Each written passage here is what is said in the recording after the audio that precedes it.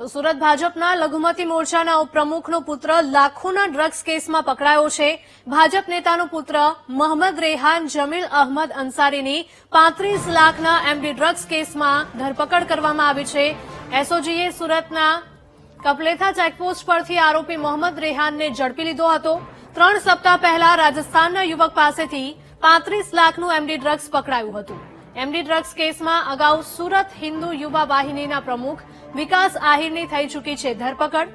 પકડાયેલા આરોપીઓ સુરતના પોશ વિસ્તારમાં વેચતા હતા એમડી ડ્રગ્સ।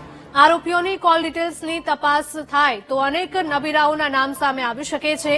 રાજસ્થાનથી ડ્રગ્સ આપનાર જાવેદ નામનો આરોપી હાલ પોલીસ પકડથી દૂર છે।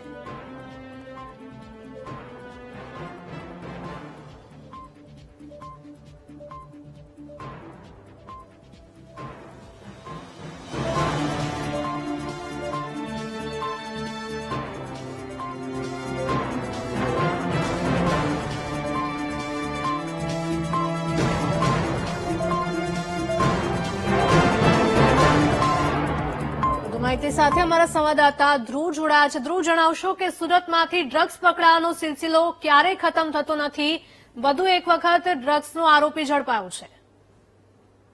બિલકુલ, સુરતના ઉધના વિસ્તારમાંથી થોડા દિવસો પહેલા એક 35 લાખનું એમડી ડ્રગ્સ પકડાયું હતું અને તેમાં રાજસ્થાની યુવક સહિત 3 જણની એસઓજી પોલીસે ધરપકડ કરી હતી।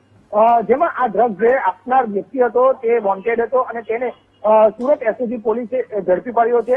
સુરત એસઓજી પોલીસે કપલેથા ચેકપોસ્ટ પાસેથી હાલ બાતમીના આધારે ઝડપી પાડ્યો છે। 35 લાખના આ ડ્રગ્સને આજે પકડાયેલ આરોપી જે રેહાન અંસારી જે છે તેણે આપ્યું હતું અને આ રેહાન અંસારીની વાત કરવામાં આવે તો કે એ ભાજપના લઘુમતી મોરચાના ઉપપ્રમુખનો પુત્ર હોવાનું સામે આવ્યું છે અને લઘુમતી મોરચાના ઉપપ્રમુખના પુત્ર અત્યારે શહેરમાં ઠેક ઠેકાણે આ એમડી ડ્રગ્સનો સપ્લાય કરતો હોવાનું પણ હાલ જાણવા મળ્યું છે।